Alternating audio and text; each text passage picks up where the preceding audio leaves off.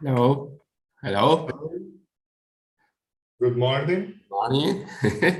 I have some problem with my microphone. I couldn't switch off, but it's okay. The organizing is is always a very difficult task. And of course, we are here to say good morning again, Dr. De Boni. So, good morning, Dr. Walter.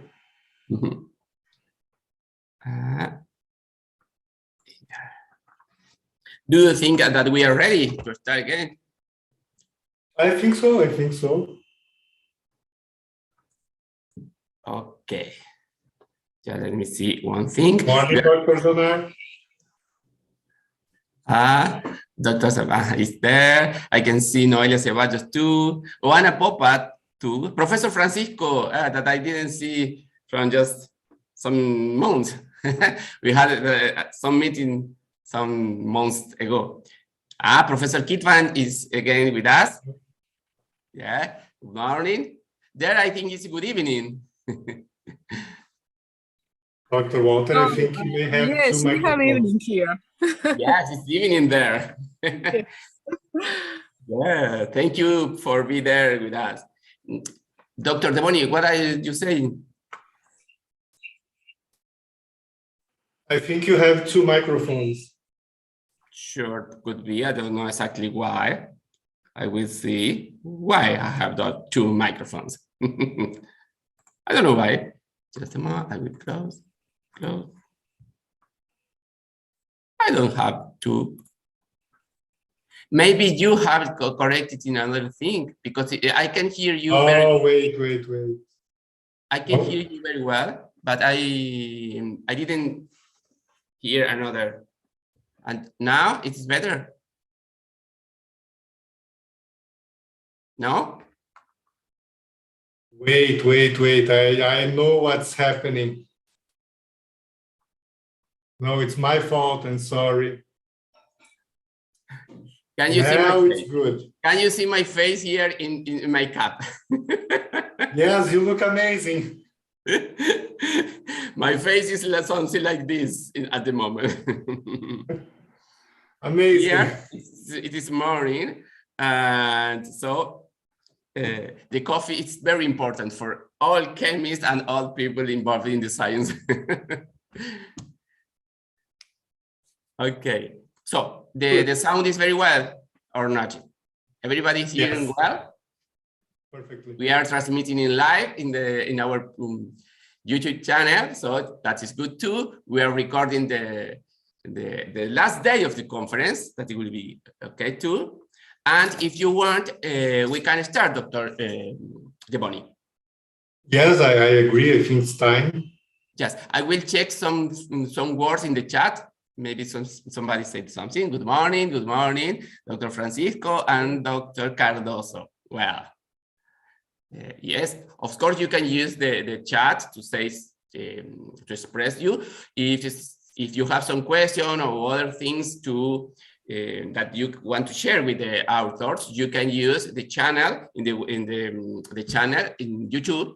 You can leave there questions, or if not, you can go to the website in the conference. You can pick up the emails of the authors and just enter in touch with them, okay? Because sometimes the time is a bit complicated to revise everything, and sometimes some questions are missing. Okay, so we will start now with the conference that will bring to us Dr. Luis De Boni again.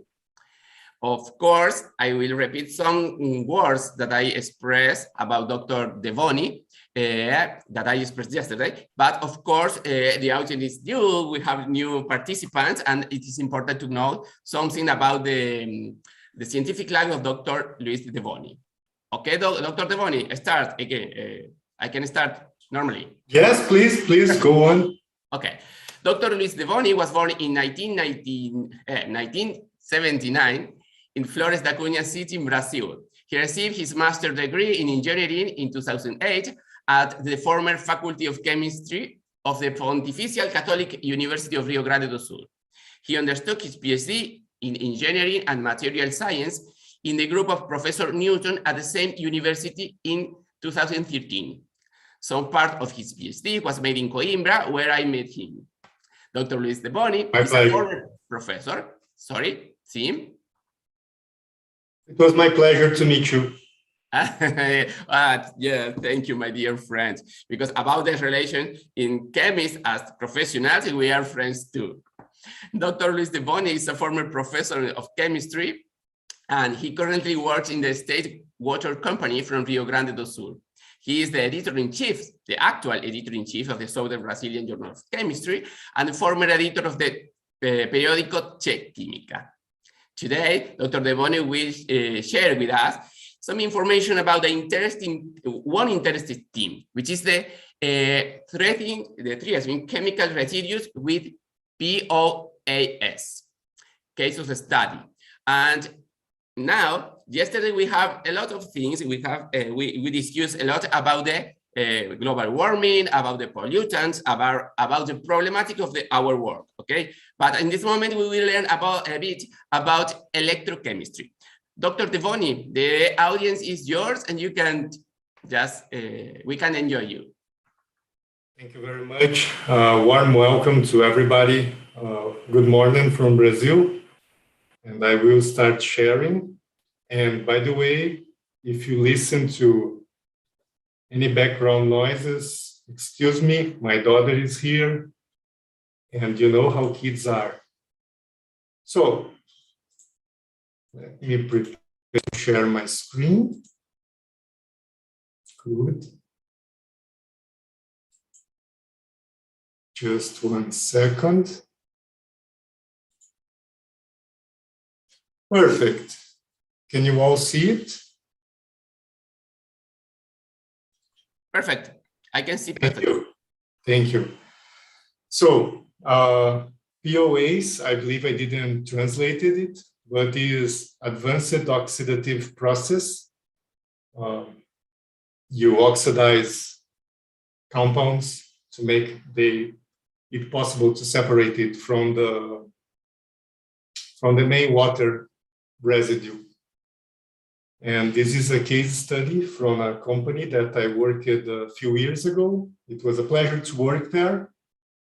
And we didn't share images from the company because I didn't got the proper approval. So I am sorry about this part, but we can have a good idea of what it is during the presentation. This is more or less the summary of the conference.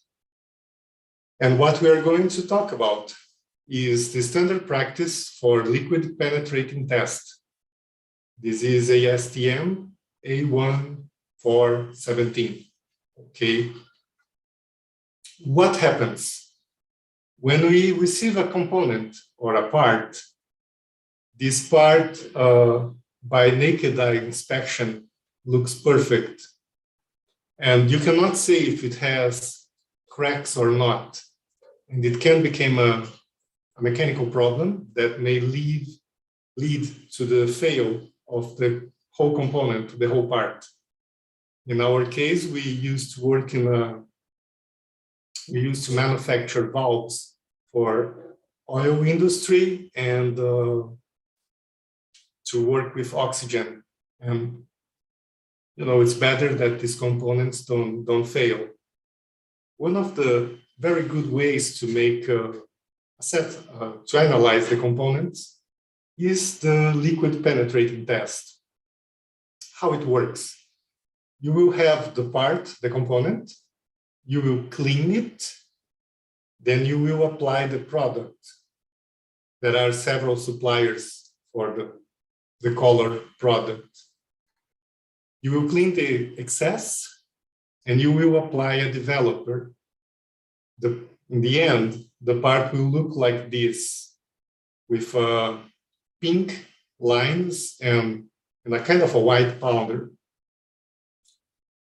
And with that, you can not only see that you have cracks that weren't visible in the naked eye inspection, but you can also see the dip of the cracks and the extension. And with that, you can see, how can I say, you can decide if the part is lost, or you can try to recover it with some kind of metallurgical process.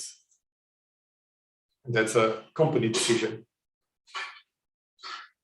But after introducing the practice, let's see what was our problem. Our problem was how to treat the residue itself.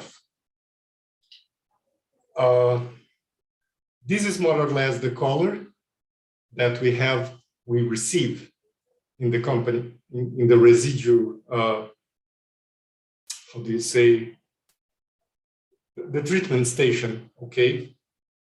After treating, instead of getting transparent water, it looks like yogurt and didn't smell like yogurt. So you didn't need to be a chemistry or anything else to see that it was not doing as well as project.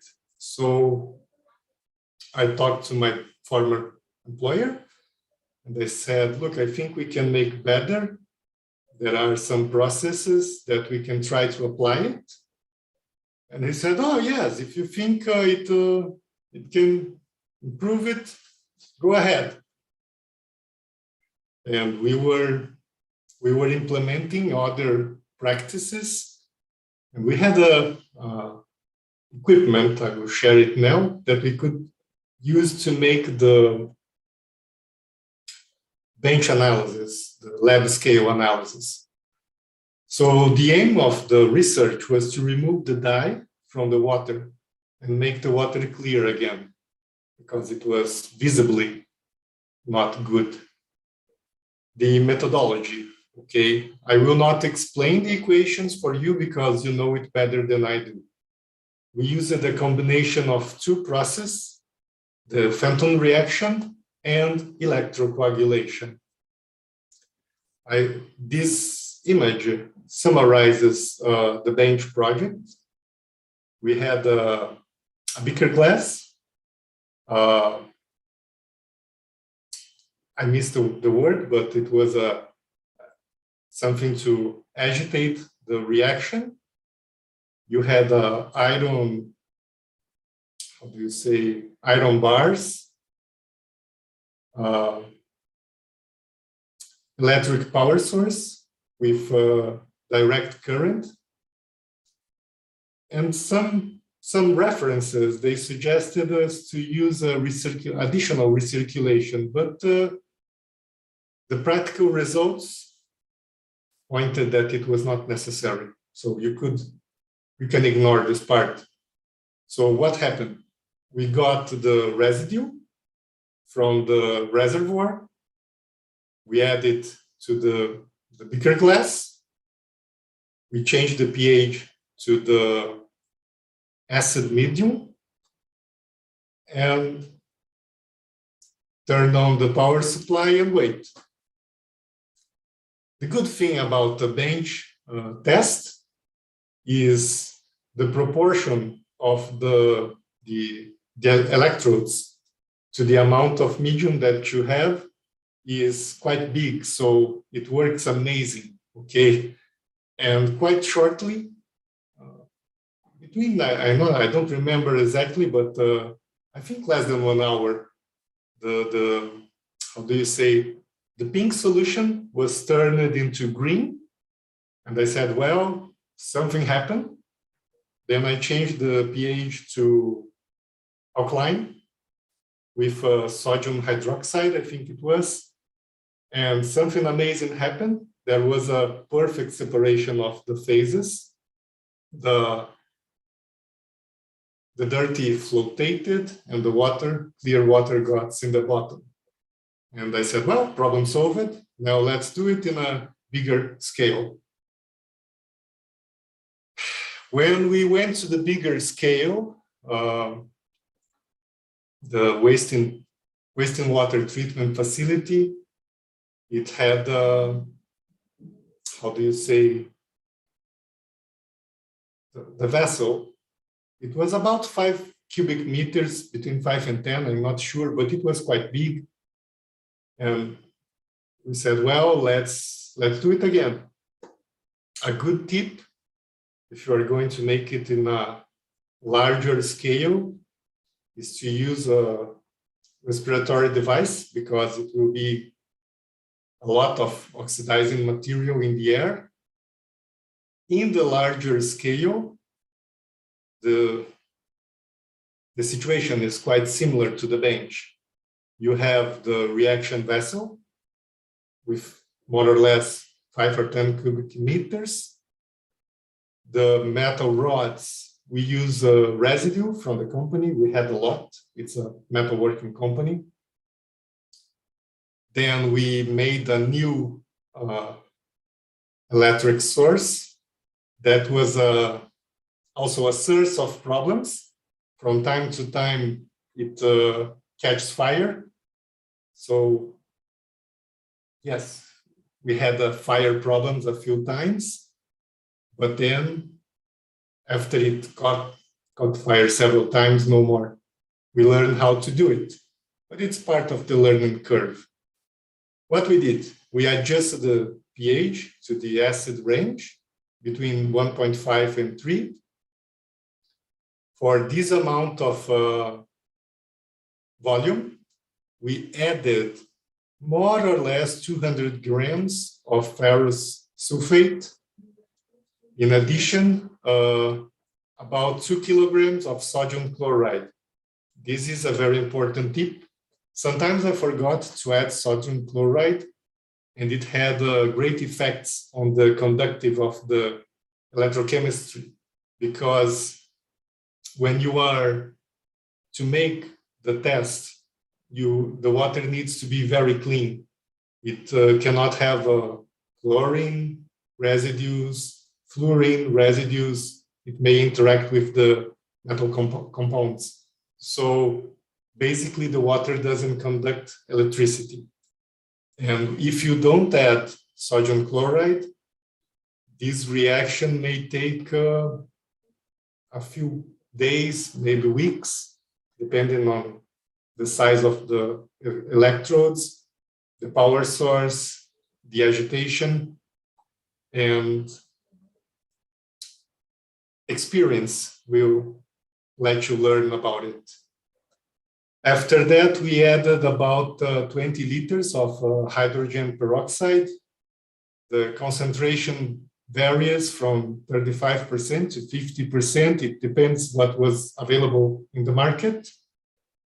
The voltage was adjusted between 20 amps and 60 volts.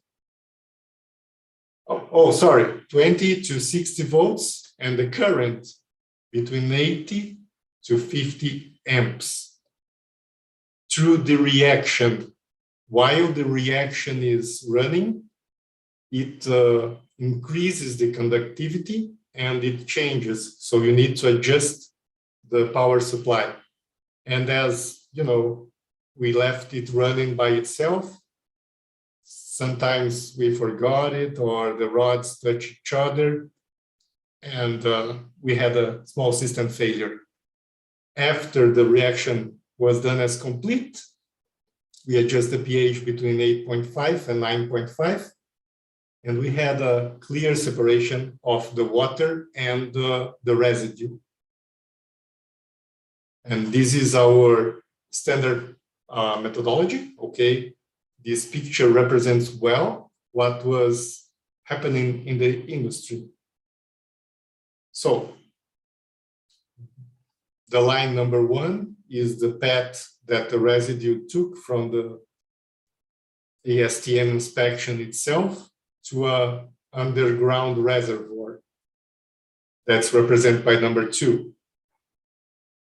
It took about 2 to 3 months for we to fill up the reservoir. Then we had to treat it. We had a pump to collect the residue from reservoir 2 and transfer it to reservoir number 4. And then we start to work on the residue. We adjust the pH with again, sulfuric acid, but it's not pure grade sulfuric acid, it's industrial. So sometimes we got the residue from another industry, and we used the residue to treat our residue. It was a done deal. Then we add hydrogen peroxide and iron sulfate. This is dissolved in water. This vessel, it had how do you say, air bubbling agitation system. So it was constantly pumping air inside, and it makes the vapors of hydrogen peroxide to get out. But if you are wearing the mask, it's not a problem for you, but sometimes people come to the waste place treatment to see if everything is fine, and they cannot breathe properly. So they were warned, they didn't come in. You let the reaction work for a few hours or days. In our case, it was days, because the volume was too big. We literally had only 2 electrodes, one positive, one negative, and the area of the electrodes were not big enough for the vessel. So learning by practicing. But after a few days or weeks, depending on the amount of mistakes that we did, we had a complete reaction.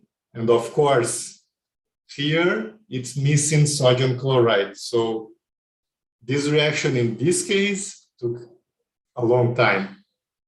When you see that it changes from pink to another color, and it forms clogs that remember, how can I say, blood. You will see that something is happening in your vessel. And at some point, you can take, after, in my case, a few days, you collect a sample, change the pH, and see what happens. If you have a complete separation, you can say that, well, it's good. And what happened later? We had a filter press in number 5, and we separate clear water from the residue, the dye residue. And it was put into into a vessel and sent to, I don't remember it. It's a deposit for chemical residues, but we pass from, how do you say,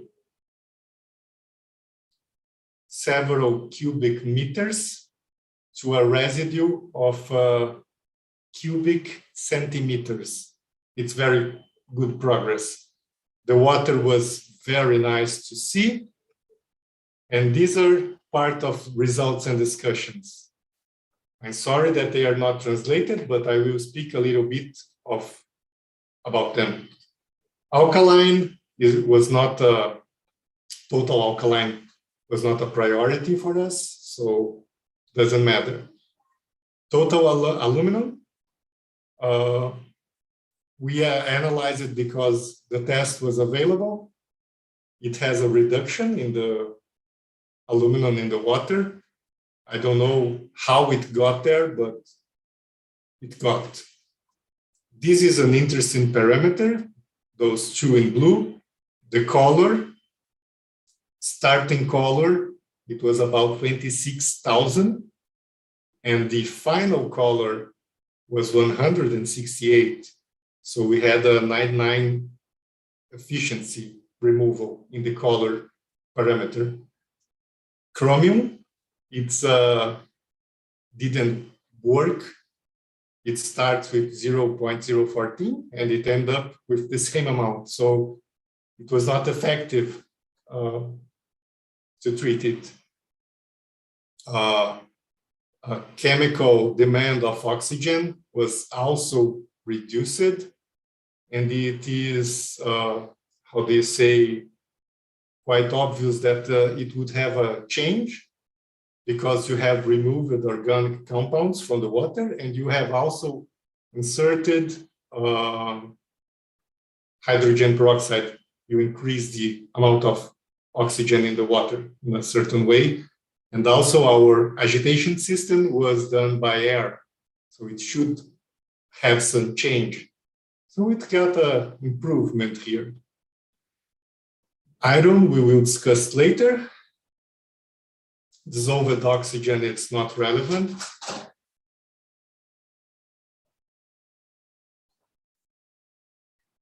And then we had turbidity, which was also improved. Please forgive me if you see persons passing on my back. It's my daughter and my wife. I'm sorry for that. Don't worry.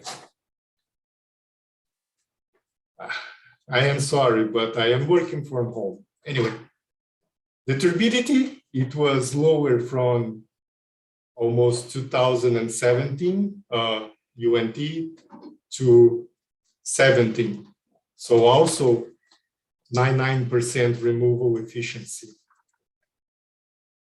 Then pH, it's altered here, but I don't exactly remember when I made the collection of the samples.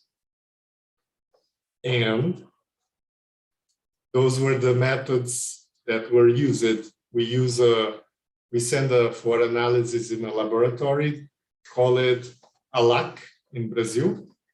Our colleague, Dr. Rubens San, used to work in this lab. So if you have questions about it, you can ask him later.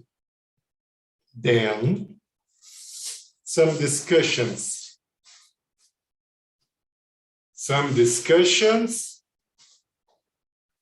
Despite increase in the concentration of iron in the treated effluent, its concentration remained approximately 15 times lower than the limits established by the CONAMA resolution.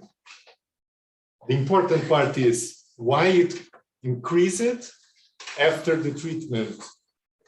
It's, I suppose, I may be wrong, that's due to the use of, well, it may look like the Terminator is passing in my room, but they are leaving the room. So let's come back with serenity and yes, talk about the iron content in the residue. What happened? It increased because it dissolved from the electrodes to the water. And it was also added in the format of iron sulfate. But the total amount that remained in the water was very low. The increase of the dissolved oxygen parameter may, well, I just talked about it, may be related to the use of hydrogen peroxide to treat the effluent, and it may not necessarily indicate improvement in the water quality standard. So future studies should be established in this reason to study it, to get a more clear picture. And that was, you know, it was not the goal of the company to make analytical values, but to treat the residue. And we could, how can I say, use this water in another situation. A pro tip, don't forget to include sodium chloride, otherwise the reaction takes forever to be completed. And being a person who had added, forgot to add it, I can tell you it's frustrating to wait 2-3 weeks to get it completed, but the residue was treated with amazing, magnificent results.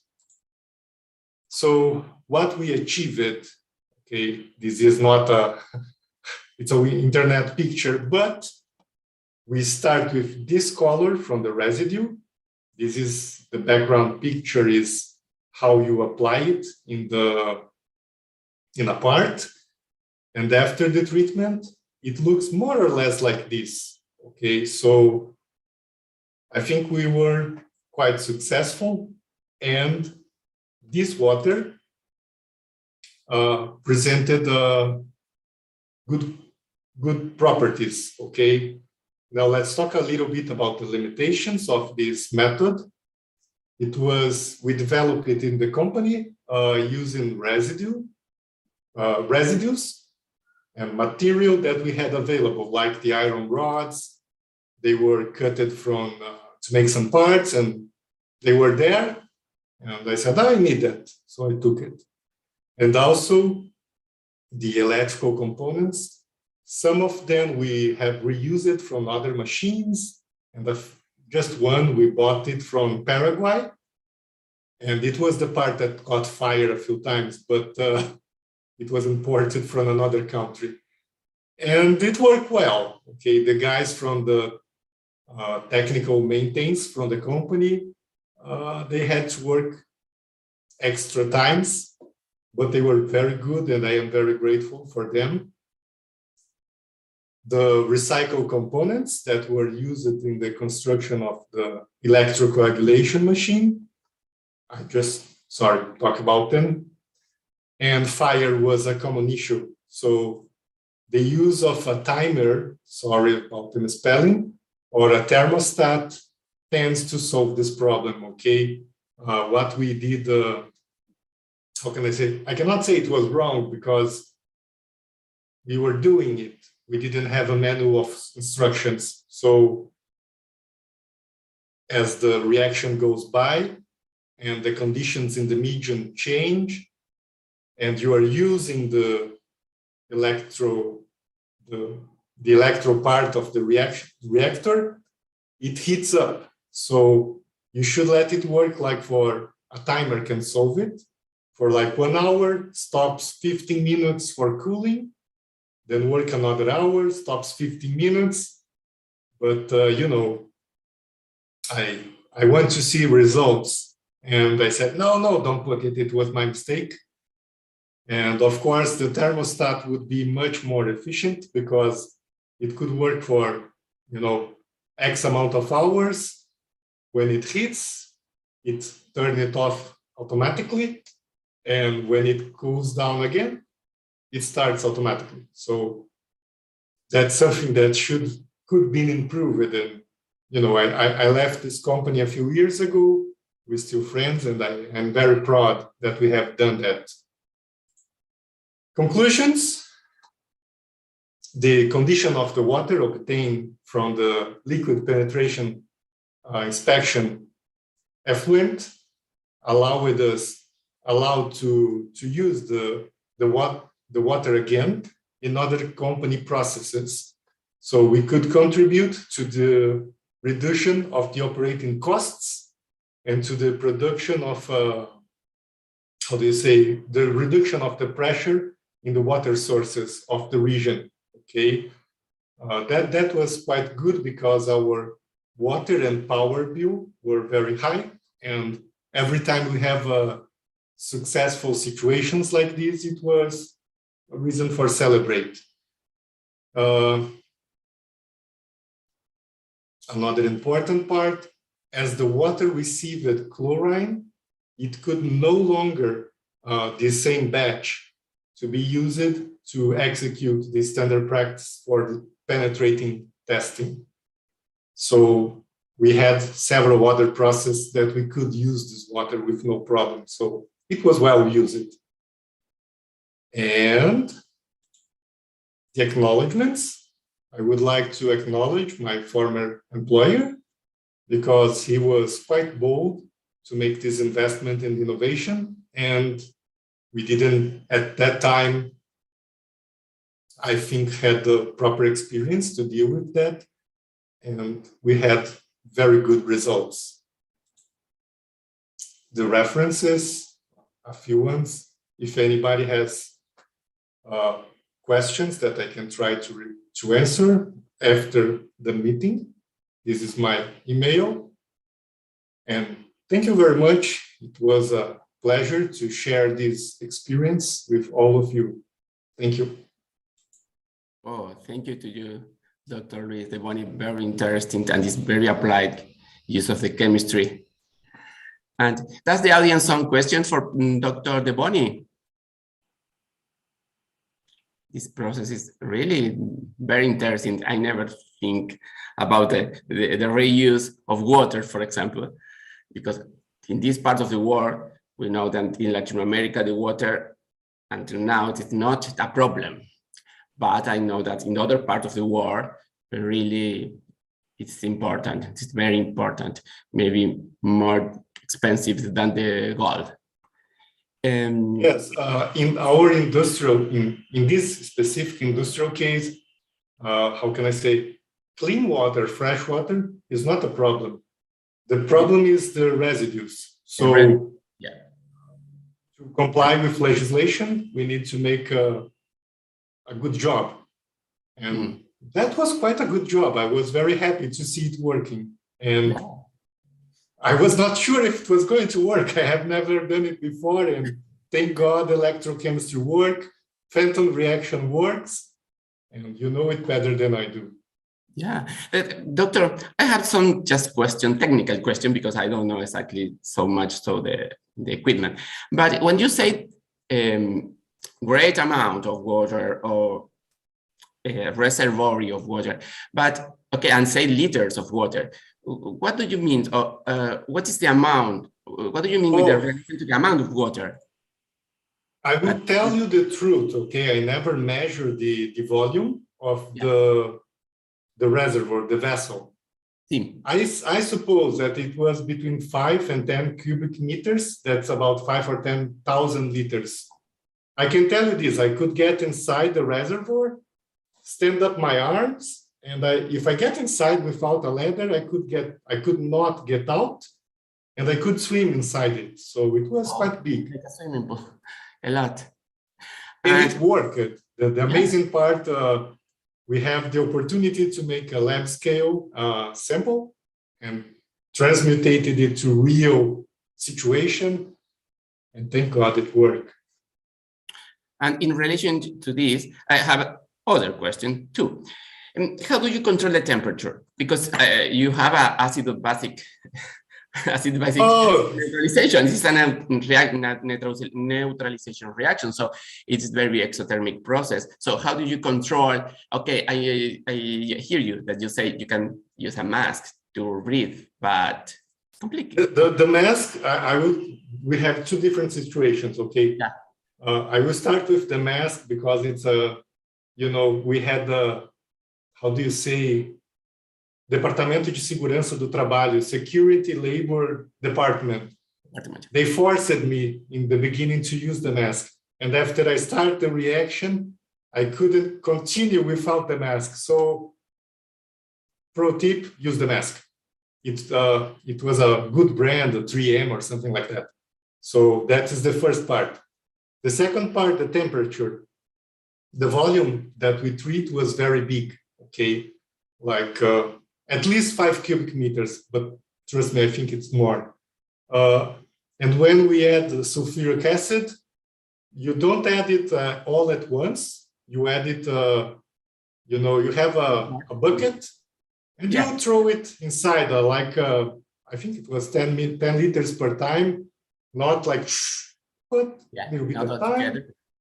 Yes, and it is under agitation, and the thermal displacement from the chemical energy doesn't allow the temperature of the total volume to change, basically. So it works fine. And that part was good. And of course, you as the, how can I say, the starting condition of the medium, it didn't have, how do you say, other cations to make other chemical reactions. It's quite pure water with the dye. So when you start to add sulfuric acid, the pH drops very fast. Very fast and it's dangerous. Yeah, I think I have some questions just in the chat. I will say you, and you can read it. It's in Portuguese, but I will try to translate if you want. This is possible to use in the textile industries. This kind of procedure.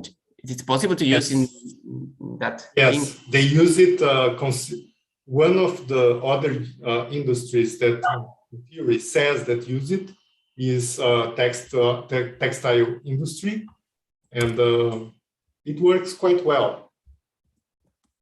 You have they have proper, how do you say, I think they buy the equipment, they don't make it themselves. But I think that it has to be with the different kind of residues that you have in the initial water. That could be too. Oh yes, but the textile industry, they have also several types of dyes in the water. Yeah. And to remove the dye, it's quite, how can I say, difficult, because you try several things and they don't come out. The previous picture that I showed, that you have a pink yogurt color, it has been treated a lot and it didn't come out. So I said, no, we need to try another thing. This is not working. And the electrocoagulation plus phantom reaction worked very well. Very good. And okay, does the audience have other question? Because I had just the last one, and we will be, and we left the Dr. De Boni just be quiet. But just one question more, because I am interested in flux processes. How do you, it is possible to do this procedure in a flux, for example? I don't know, because it's a continuous movement, electrochemical processes, but is it possible to do in a flux or not? In this specific case, I wouldn't advise to do it, because you need a, how do you say, you needed the volume to be in a vessel for a long time. It wouldn't be, it's not, at least our equipment was not fast enough to have a residue coming in the process and then residue coming out. So we need a great amount of retention time in the vessel. And which is the time for all process? How many? Well, sorry, but it's the time. No. The topic is very interesting. Why I'm asking. Yes, from the beginning to, how can I say? I will try to divide it in smaller pieces. Okay. Yeah. You have a long time to fill the vessel that was going to be treated, the batch that was going to be treated. That part took about 2 or 3 months, depending on the amount of samples that we need to evaluate in the test, okay? After that, that's a very, how can I say, important part that I can share. We have done the equipment ourselves, so it may not be the best equipment, but it worked, and that's the main point. So we pump the water to the proper vessel, and we fire up the reaction. Learning by practice, the reactions done without sodium chloride, the electric conduction of the water is very low. And by, I tried not to use my hands, but I need to use with low conduction, the reaction doesn't work, and it takes a long time to be completed. I believe the first time we did it, it took about, I think, 3 weeks, okay? And of course, a lot happened in 3 weeks. Then we improved the equipment and the method. We start adding sodium chloride, and that was much faster, but we could also at the same time input more current in the water. So it went from about 3 weeks to 4 6 days. But remember, but we had only 2 electrodes. We didn't have alternated plates. With alternated plates, I believe it would be much faster. But it's not, how can I say, treating residues was not the goal of the company. They were a side product. This is task too. Yeah, that is true. That is true. But why I am asking you, because we are just working at the moment in our lab just to try to purify, if you will, water that can contain residues like pesticides or something like that. And we are working just with, as you see in the poster of Noelia Ceballos, she is working with carbon from soil. And we use it to pick up, to try to purify water that contain pesticides. So maybe the electrochemical process could be a very good technique to supply if this other doesn't work well.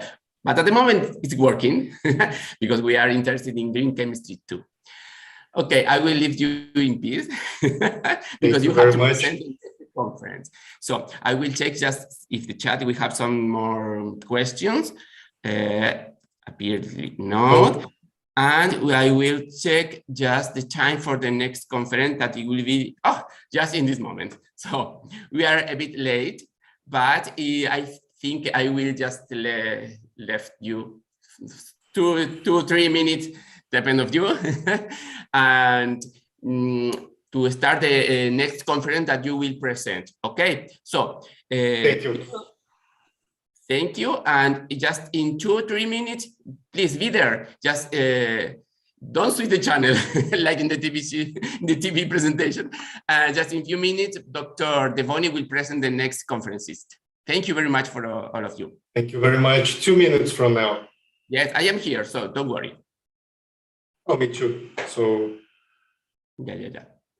I don't know. I think I will just prepare here. Dr. Our conferences is already here. Dr. Bhavna from India. Bhavna, okay, we see.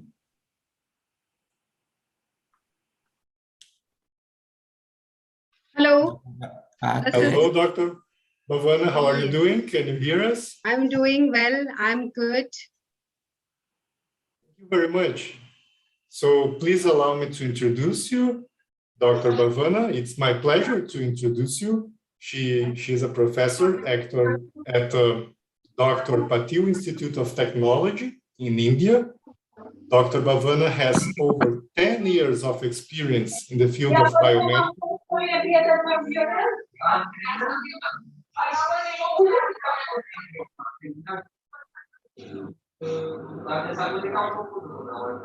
Well, may be facing some technical difficulties, but Dr. Bhavna will be with us soon. Yes, we can wait just yes. Maybe because she's preparing. Can you see? We can see the background. Yes. Yeah, we can wait a minute. Just I will. Sorry. And after that is Dr. Walter who will speak, so we don't need to worry. Yes, don't worry. We will wait just a minute. We expected to wait 5 minutes in a break, but I did for you a lot of questions, so no problem. And I am sorry that I may have spoken too much. No. It's a very interesting topic. Can you imagine with all the things that we speak yesterday? You remember about the pollution, about the warming, the global warming. That is really interesting. Now we are just your topic was just purify water. That okay, we can be interested in the air, but it is important the water that we use, not only just for drink, but also for other things that the water is completely useful for that reason. So I think all of conference that we hear were really interesting. So we will wait. And maybe if you want, you can disconnect. It's 5 minutes, and you can just in private. Yes, please take 5 minutes. We will be back soon. Thank you. Yes, you can go there, and please, I will say something to the audience. Don't forget to go to the channel in the YouTube channel. Please go there and visit our poster presentation just in the website of the conference, and also in the web channel, in the YouTube channel. There, you remember that there are some announcements in the web page. We will have to choose the 5 best poster presentations. We will send to different reviewers a little form that they will perform after see all of the poster presentation. Together with this, we will use just the number of likes that all of poster presentation has in the website. So with these 2 parameters, we will choose the best posters, the first, second, and third place, okay? And they will receive the best posters of the conference and 2 mentions too. I have to remember you too that when you send the manuscript, if you want interested in publish it, the best publications, some of them will be present or published at the Czech Chemical Journal. Others will be published in the Southern Brazil Journal of Chemistry. Remember that during this period of changing, where I will assume as a new editor-in-chief, both names will be applied, okay? But there we will publish just in the Czech Chemical Journal and also in this journal. That is one thing. It's important that the best publication that we will choose between the scientific committee of both journals will receive a prize in money, 1,000 reales. It's in Portuguese. It's almost $200, something like that in our country, for example. And it's a lot of money. It's a good incentive to the people, just not only to, of course, work and continue working in our interesting topics, but it's just a money incentive to everybody. So Professor Bhavna is ready, the Dr. De Boni? Yes, yes. Oh, perfectly. So Dr. De Boni will be present for Professor De Boni. Welcome, Bhavna, Dr. Bhavna. I will introduce Dr. Bhavna. I used your name, so sorry. Well, but welcome to the conference. Thank you. Thank you. Good evening, everyone. This is from India, Dr. Bhavna Ambudkarr. Yeah. And apologies for a delay because something went with that settings. Okay. So to start with, let me share my screen. Of course. Okay. Yes. So here, right away, let us start with the very first thing. Before I start with, I'm really thankful to the organizers, typically Dr. Luis, for this Southern Brazilian Journal International Virtual Conference. The first time getting associated with Brazilian, I would say, association somewhere. And it's really wonderful for me to be on the platform of this Journal of Chemistry, because we from engineering background truly does have some different perception. But the research work which is going on, let me share a bit of it because that will quite resonate to the chemistry. Okay, so today I'm going to just brief or give an idea of the work which we are working, and that is nothing but non-invasive dialysis. So to start with, as everyone knows, dialysis, it's typically a process that removes waste products and excess fluid from the blood when the kidneys stop working properly. Because when the function of the kidney is not happening, there has to be someone to take care of it. And that is wherein this dialysis pours into. And it is again typically called as renal replacement therapy somewhere. The purpose of this is harmful toxins in the body need to be removed timely. Otherwise, they will really create some hazard or some impact on the human body relating to some undesired things with the human body.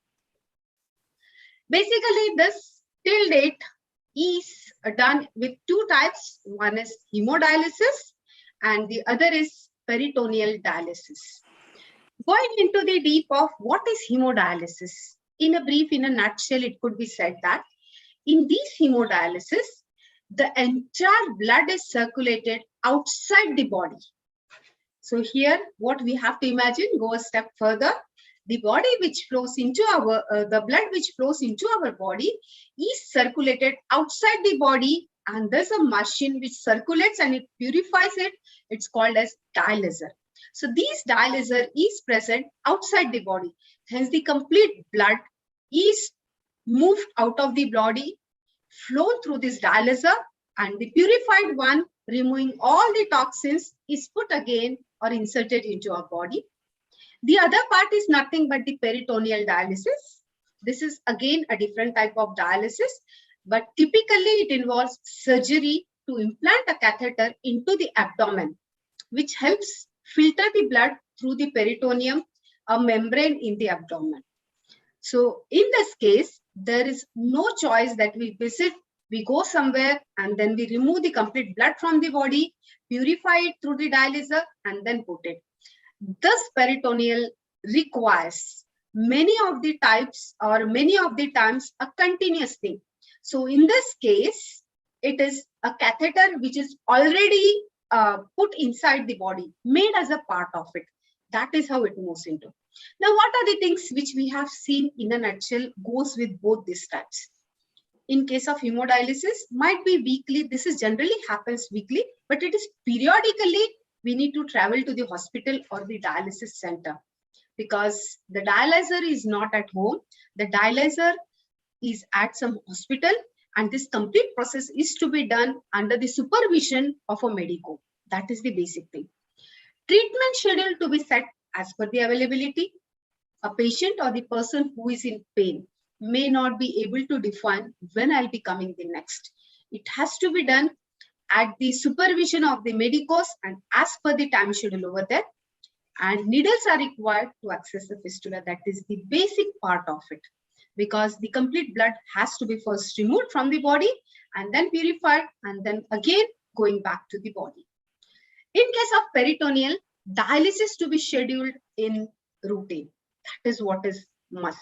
Dialysis to be scheduled in routine means it cannot be weekly, it cannot be specifically, but rather it has to be a daily routine.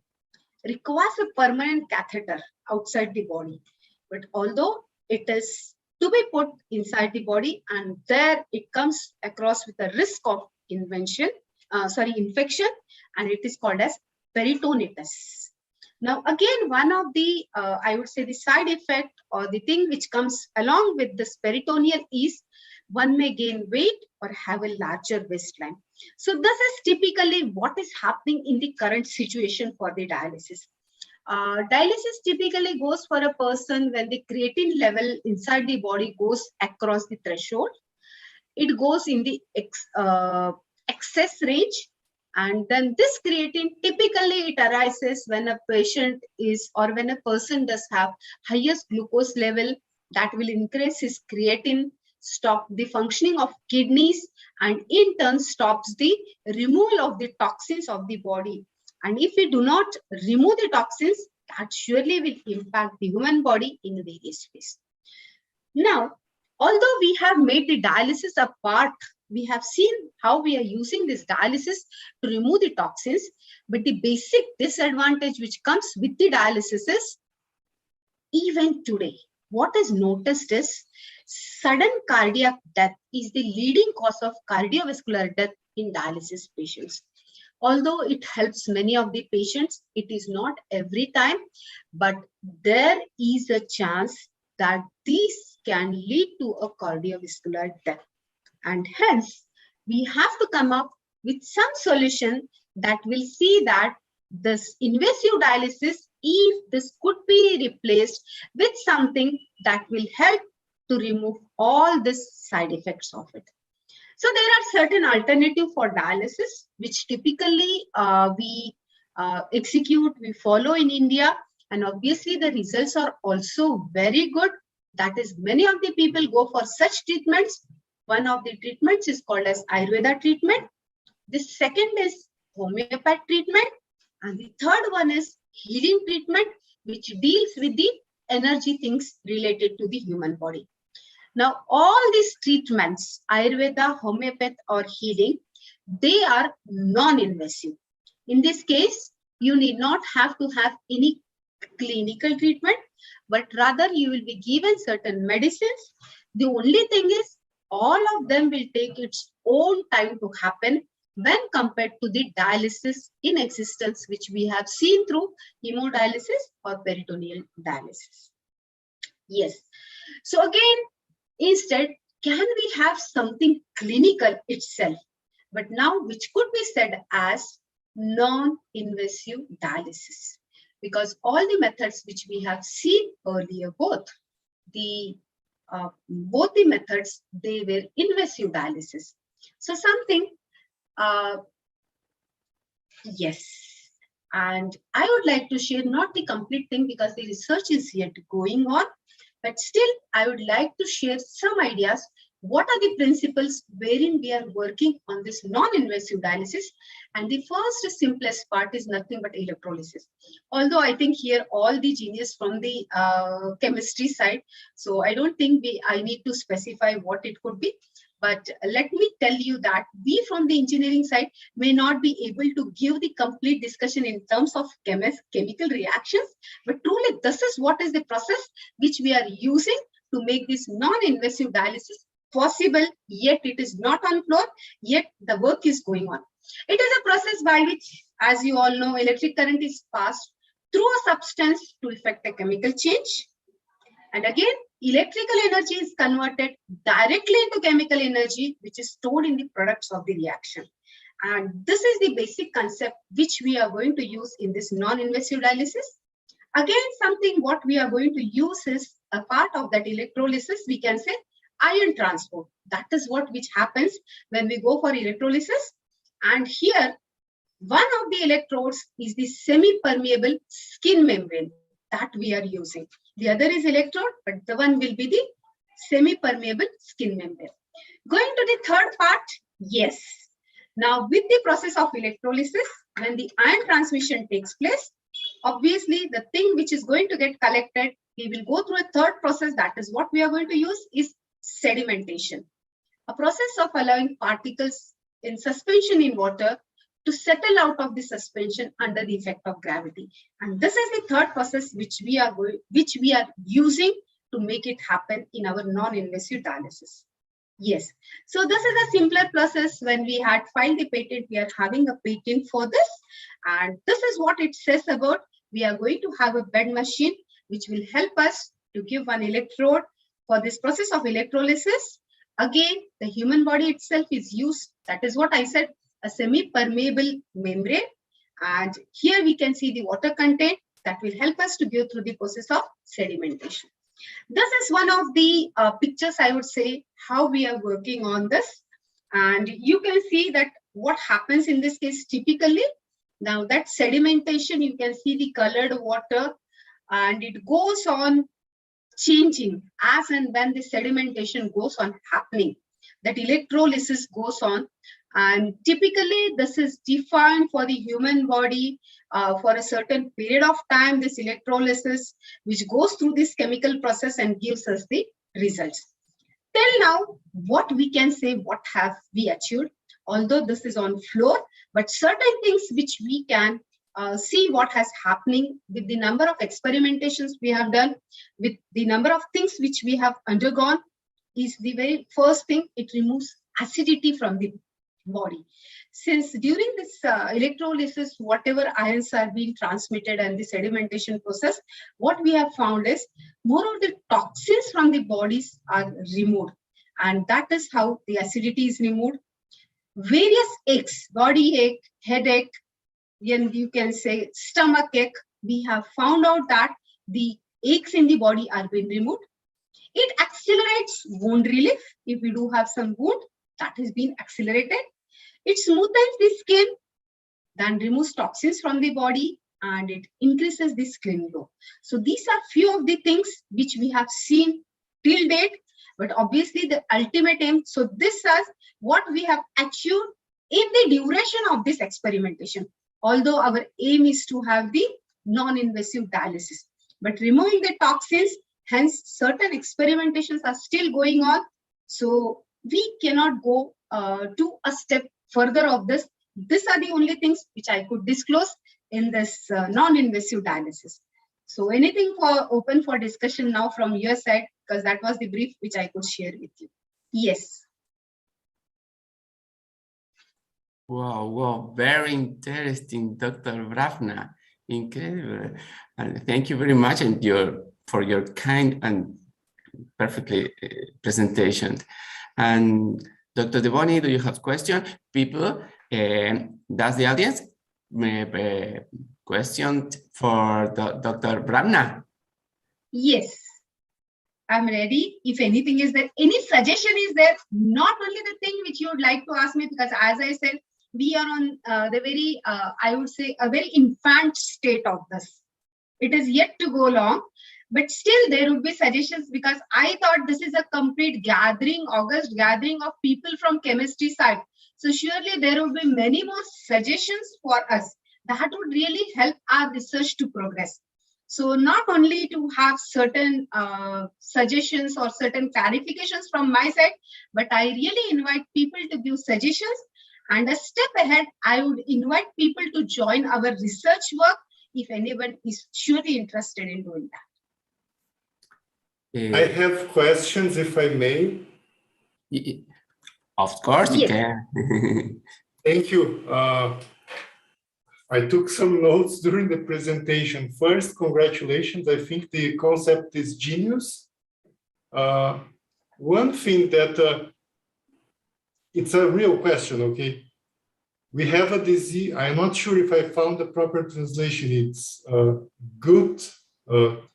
It's when uric acid crystallizes in the joints.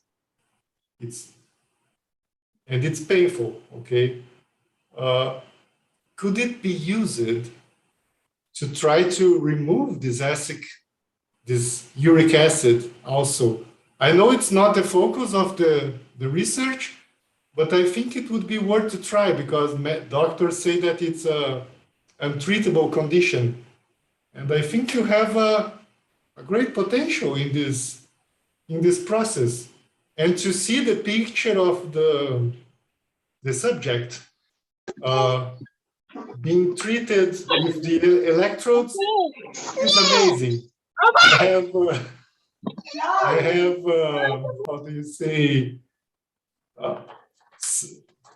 being subject to the inverted process, where you have a chemical that uses your skin as a permissible membrane, like fluoric acid, and it dissolves your bones. And here we are seeing the opposite effect, and with a medical application that's amazing. So from my part, congratulations. Thank you very much. Thank you. I think, yes, Dr. Luis, I think it may be possible, but right now, as we said, we are on a journey of seeing that how other things, the glucose level, typically the creatine level, and rest of the things could be balanced from this side. That is what we are trying for. But in longer part, if people like you researchers join us, parallelly we can work on it also. Yes. Thank you. Well, and in relation to the question, to the query of Professor De Boni, Dr. Bhavna, do you know some adverse effect in the health of the patients, for example, with the heart, or for example, no, I don't know if the people, it's possible to have a heart attack or something like that, because we are just producing some electric processes. And it could interfere with the organism. Well, do you have performed some studies for check that kind of things? Yes, we do have some chemical reactions in our heart. That is very true. Yes, but as I said, we are in a very nuanced stage of this research. So the way we are experimenting, even we are not sure that what parts and how this will proceed and how we are going to have outcomes and number of outcomes, because this is non-invasive, but one of the best way. And whatever I had enlisted the 5-6 things, I think I have enlisted some 5 things. Yes, so that was also a part during this journey which we could notice. So obviously your points I have noted, I could again, we will streamline this in that way also, so that how it helps us in moving further in that direction also. Wow. Okay, thank you. Thank you very much for your presentation. I'm sorry, I have one more question. Okay, Please. okay. I wasn't, sorry, but if you have the opportunity, I think it was also worth to try to see if you can remove metals from the body or radioactive components. I think it would be quite interesting, like sometimes you have lead deposits or excess of iron. It could be quite an ingenious solution from a bad problem. So thank you very much for this opportunity, Dr. Bhavna. Yeah. Thank you. I thank all the organizers, Mrs. Dr. Lewis specifically, and the complete team of this conference for giving me an opportunity to be a part of this and sharing a bit of our research. Thank you. Thank you again. Yeah. Thank you to Dr. Bhavna. And okay, maybe we have a question. Can you check it in Luis in the chat? Maybe. And okay. I will say, just to remember everybody, that if you later you are thinking and you have a question for doctor, you can pick up her email from the website and you can just send by email the different queries that you have. Okay, and Dr. De Boni. Yeah. I will. May I read the question? You can, please. Thank you for the opportunity. It's from our colleague, Dr. Lima. If I understand the purpose of the equipment is to connect the conventional power grid, the question is whether there is any safety device that prevents the patient from electrocution in the event of a random electrical discharge by lighting, since the patient's feet are immersed in a vat with some solution. Is that already taken in consideration? It's already taken in it is already taken in consideration, and it is a part of the monitor which we do have, that is bed monitor. It's already in place. Yeah. I have my last question. Yes. Another one. I'm sorry, I promise. This time is the last. Because it's interesting. It is very important. The patient from the picture, he's still alive. Yes. That's amazing. Oh God. Perfect. Yes. We have to understand that we are with Professor De Boni. We are from Latin America, and the humor is one of the most important things that we have to do. We have to work a lot all the day from the early until night, but always we keep with a very, very high humor, and I know him. No, but it is serious. It's very interesting to know the final results. Exactly. Yeah. Of course. Okay, so if have the people some question, the last question, okay, no more? Okay, so we say, thank you, Dr. Bhavna. Was really very interesting your conference, and congratulations for your research, okay? Thank you. You are welcome.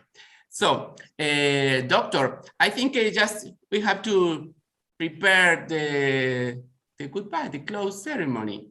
Can you believe that we survived to this 2 days running, running in the internet, running everywhere. And the internet worked. The internet worked. Yes, I am here at home with Wi-Fi, so that is incredible because not always work, but in this moment it's working very well. My dog, I don't have children, I don't have son and daughter, but I had 4 dogs, and they are just scream and they do a lot of things outside. But so sorry for the inconvenience and the noise if you hear. You are hearing all the time. And I will see there is something. Thank you. The answer of Dr. Francisco Jose de Santos. Thank you very much for your query to Professor Bhavna. And so, as we are just arriving to the end, we can say some words. What do you think, Dr. De Boni? Because I think it's not necessary to wait just 80 minutes just to come. Me too. We can proceed and close the meeting if everybody agrees. Do you want to start, Dr. Walter? Somebody have to say something. Do you want to say something to us?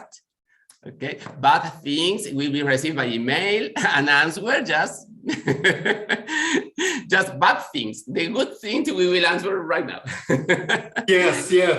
Okay. So before to close this ceremony, and I always say, okay, I know that we want to say acknowledgments to all the time, and I know that we receive support for different institutions. So, Luis, can you remember some of the institutions that help us perform this ceremony? Yes, I will do.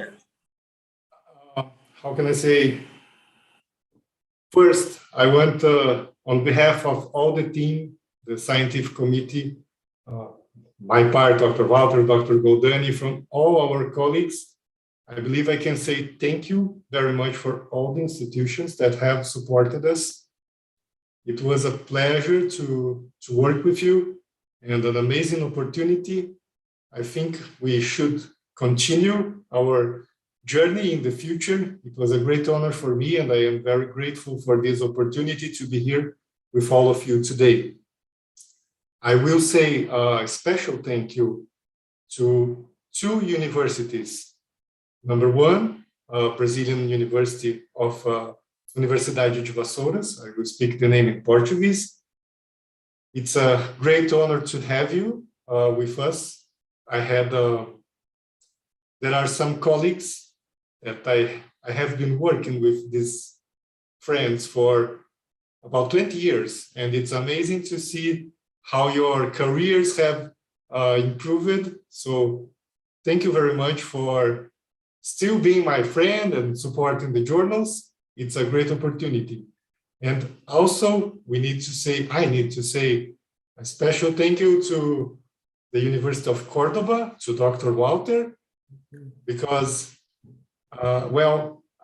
my wife says that I am an annoying person, but I also have annoying friends. So thanks to this opportunity. And I think we had a great moment working together. And again, I want to say sorry for my daughter and my wife. I gave them some money and I said, go take some ice cream and come back later, okay? When we finish it, I promise I will call my wife, say, I'm sorry, honey, I was a bad husband, I will behave better, but it's part from working from home. And from my part, from the bottom of my heart, thank you very much for being here. And Dr. Walter, the new chief editor of the Southern Journal of Sciences, please continue. Doctor, don't worry. And I want to say something that Dr. De Boni is in holiday just at the moment, so I can understand why Karina is a bit disagreeing just in this moment. But okay, in relation to the you said, I want to say that I am very honored in becoming to the new editor-in-chief of this journal, and I am going to work hard as always to improve the journal too. Okay, and now we have to say to all of you, I want to say goodbye. I prefer to say, no sé, I see you soon. I prefer to see you soon because I think that this was a very important and interesting event. And I hope see you or meet you in the second edition of this virtual conference, because just we are preparing just the next one, just start to do some communications, and we are just preparing for the task, the new task that will be a new group or editors and editor assistants that will work together in this journal, and just we will name the new committee that will prepare the new conference, the Southern Brazil Journal of Chemistry. In that time, we will change a bit the name.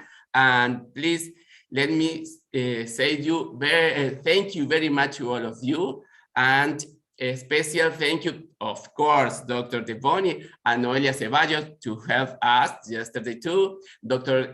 Goldani, Denise, Dr. Scholz-Sakonik, I can see you connected again, and to everybody, my research group, that they always support me, even my ex-director that now is retired, but he always say, okay, I will support you. I want to say something about the global warming because he's worried about that topic. And please let me say, goodbye. I prefer to say, see you if in few, I can say 1 month, 1 year, okay? Thank you very much to everybody. Okay. Thank you, Walter. Thank you. Thank you. It was really great. And we can say that ceremony now, the conference is closed. Thank you very much to all of you. Thank you very much. Goodbye. It was a pleasure. It was a pleasure.